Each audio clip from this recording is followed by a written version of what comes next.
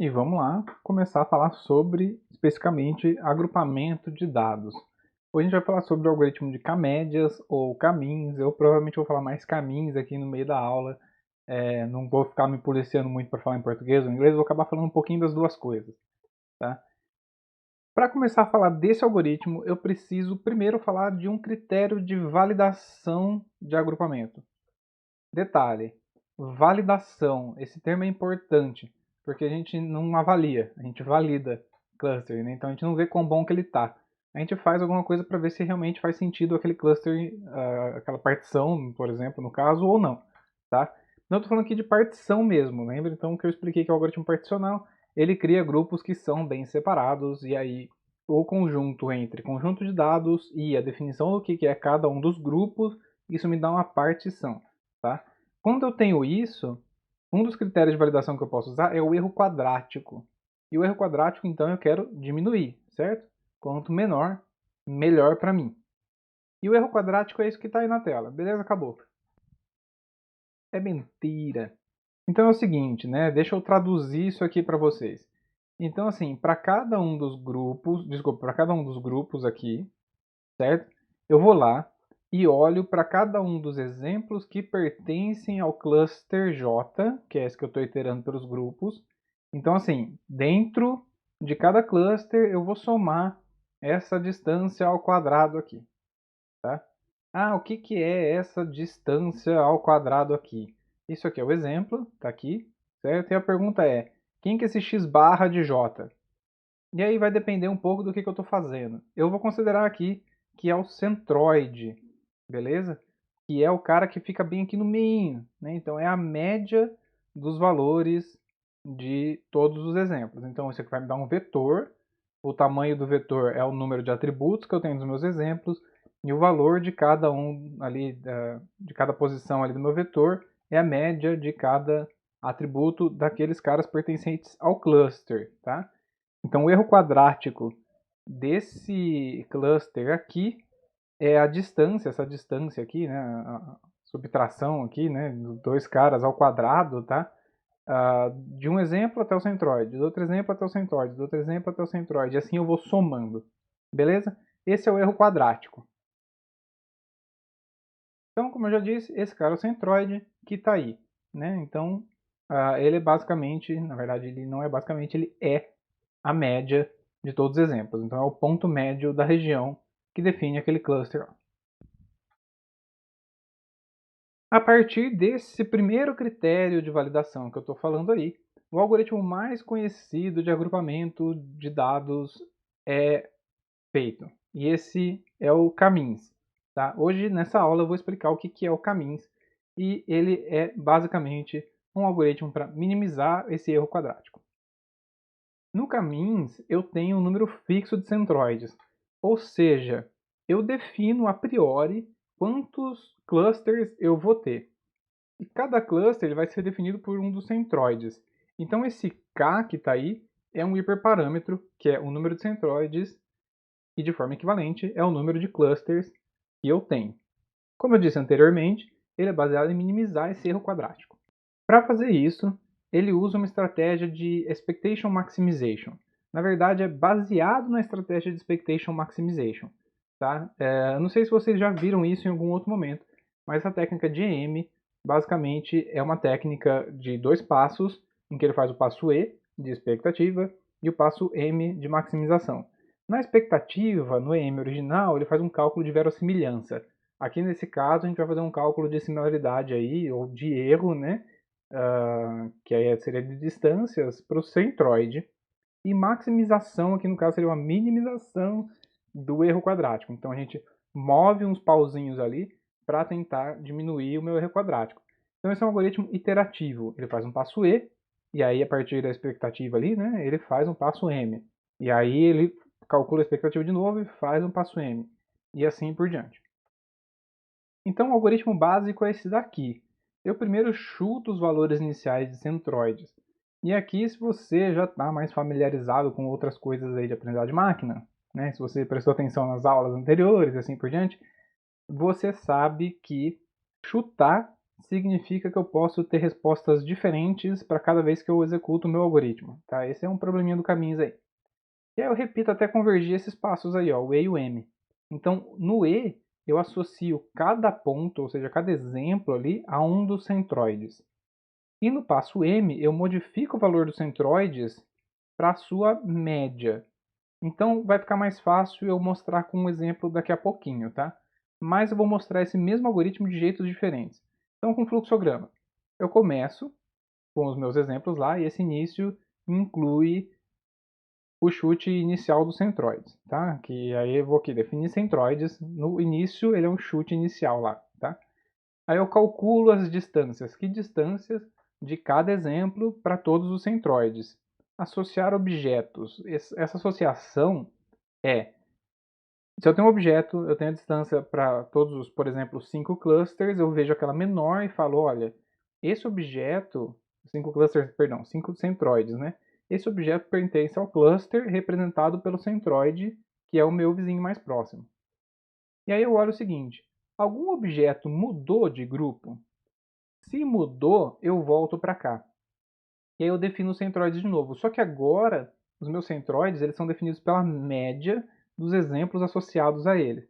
E aí eu vou fazendo isso. Circulo isso aqui, circulo, circulo, até que eu converjo, né? Convergir significa, algum objeto mudou de grupo? Não. Então eu termino, porque se um objeto não mudou de grupo, o que vai acontecer? A definição de centroides aqui não vai mudar, né? Os meus centroides vão continuar sendo eles mesmos. Então não adianta eu continuar rodando aqui o meu algoritmo. E aqui está um algoritmo de fato. Nesse caso aqui, né, que é o que está lá no livro texto, eu não vou ficar explicando linha por linha, mas se vocês quiserem dar um pause aí e olhar linha por linha, tá aí. E aí, né, é provado matematicamente que o algoritmo Camin's, ele converge para quando os meus exemplos são numéricos, né, meus exemplos não são categóricos. Mas a gente já falou que no categórico a gente acaba convertendo ele para numéricos, assim por diante. Então, sim, o Camin's converge, tá? E aí é aquela coisa, a convergência dele é o centroide não mudar. Só que eu posso fazer isso um passo antes, né? Então, se nenhum exemplo mudou de grupo, nenhum objeto mudou de grupo, o meu centroide não vai atualizar, não preciso continuar com o meu algoritmo. Então aqui eu tenho esses pontinhos cinzas aqui, são os meus exemplos, né? São os meus objetos que estão lá no meu conjunto de dados. Esses que estão circulados aqui com azul, verde, roxo, amarelo, são os meus centroides. Eu chutei eles inicialmente aí, tá? Eles poderiam ter caído em outros lugares aí do espaço, mas caíram aí, tá? Uma coisa que é importante é que eu preciso definir limites, né? Para os centroides aqui. Então, ao contrário da zoeira, né, a região onde os centroides podem cair tem limites. Porque senão eu vou jogar um centroide lá longe, não vou associar ninguém a ele, tá? Vai ficar um centroide isolado. Os centroides, eles têm que estar nessa região aqui, que compreende os exemplos. Mas vamos lá, passinhos por passinhos. Primeiro eu começo com o passo E. Então, eu associo todo mundo aos centroides, então, esses caras aqui, o centroide mais próximo de todos esses pontos é o azul, o centroide mais próximo desses pontos é o verde, mais próximo desses poucos pontos é o amarelo, e desses todos aqui é o roxo. Beleza? E aí o que, que eu faço? Aí eu movo os meus centroides de lugar. Como é que é mover os meus centroides de lugar? É fazer aqui o passo M, né? Então vem para cá, tá? Não vem para cá, vem para aqui para baixo. Então eu movo esse centroide aqui azul para a média de todos os pontos azuis. O verde para a média dos pontos verdes, o amarelo para a média dos pontos amarelos e assim por diante. E aí eu caio nessa situação aqui. E aí eu faço o ponto E de novo, né? Nesse caso, eu acabo associando alguns exemplos que estavam aqui no roxo, por exemplo, eu associo ao amarelo, mesmo vale para alguns exemplos no azul e tal, né? Então, eu mudei alguns exemplos de grupo, especialmente nessa região aqui do amarelo, tá? E aí, então, eu vou ter que fazer o M de novo. Então, eu movo os centroides para as médias e eu venho aqui. Alguém mudou? Não, não mudou, tá? Nesse caso aqui, ele verifica por fazer o M de novo, né? Ele move de novo aqui os pontos e, na verdade, ele vê que não moveu e aí ele para. Beleza? Então é isso, é muito simples o algoritmo Camin's. Está aqui o meu clustering final, né? E aí o que eu digo é o seguinte, né? Se eu tiver um novo objeto e tal, eu posso colocar ele em algum grupo? Pode.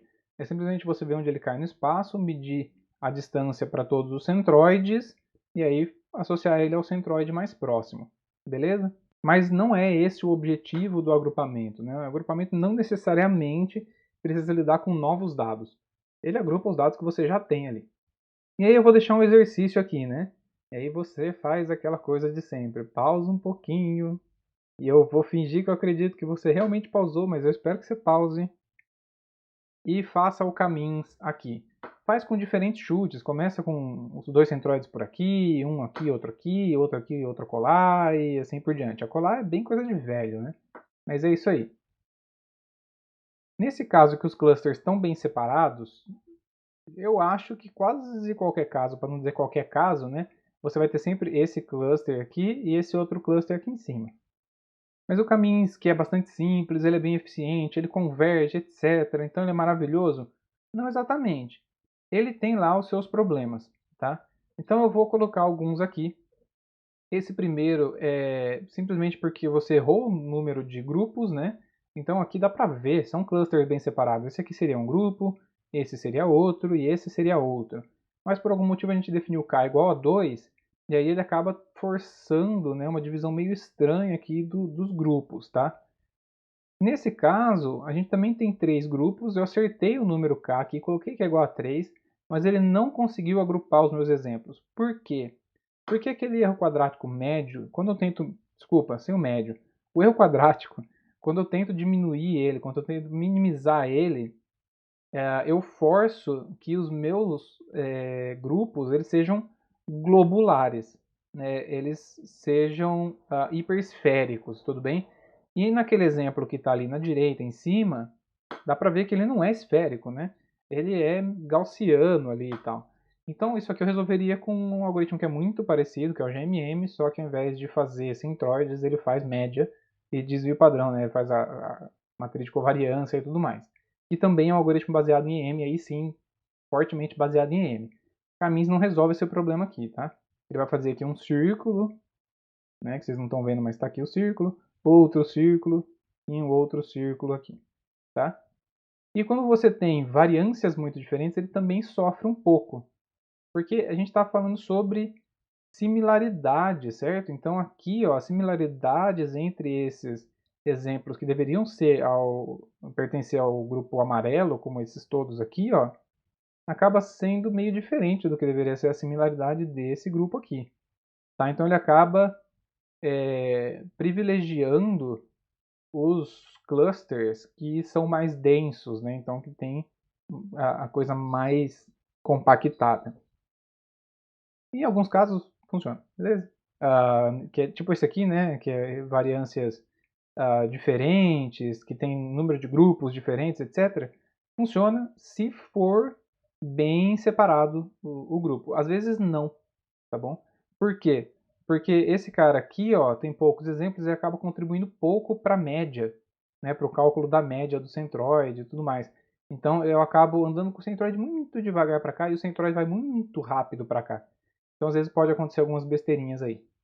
Então daqui, né, para frente são simplesmente aqueles gráficos, né? Então esse aqui é quando eu erro o número de K. E aí o que acontece é, se eu erro o número de K muito pouco, K igual a 1 vai fazer isso aqui, né? Esse aqui é o exemplo que eu coloquei lá, 2. 3, para esse caso que todo mundo tem a mesma variância, estão bem separados, mesmo número de exemplos, etc., ele vai fazer certinho aqui se minha inicialização foi boa. A gente vai discutir isso já já. Se eu coloco 4, o que ele vai fazer? Acabar forçando a dividir um grupo em 2 aqui. Tá? Para algumas aplicações, vale mais a pena um K alto, sei lá, porque você quer fazer alguma coisa que você quer grupos pequenos. Mas geralmente não é o caso, tá? Porque ele não vai representar a estrutura natural dos seus grupos ali. Então aqui de novo, né, o exemplo que não são globulares. Aqui um pouco maior o exemplo de variância diferente de um grupo para o outro, né? E aí fica a pergunta, como que eu faço para escolher o valor de K? Quando a gente estava falando sobre modelos preditivos, a gente tinha a vantagem de ter rótulo e poder fazer uma validação cruzada antes, né? Aqui a gente não tem mais isso, até porque a gente não tem mais aquela coisa de partição, treino-teste, né? Nesse caso aqui, a gente tem os exemplos e a gente vai agrupar eles e é isso, tá? Como é que eu faço para escolher o valor de K? Bom, a gente tem um problema muito sério. Quando a gente está falando sobre o erro quadrático, quanto mais exemplo, vou voltar aqui, quanto mais grupos, menor vai ser o meu erro quadrático. Né? Então, vou ter uma função monotonicamente decrescente, tá bom? Então é assim, ó, vocês percebem que o erro quadrático desse grupo aqui, ele é maior do que o erro quadrático desses dois grupos aqui, certo? Ou melhor dizendo ainda, o erro quadrático somado desses dois grupos é menor do que o erro quadrático quando tem um grupo só, porque as distâncias vão acabar sendo maiores.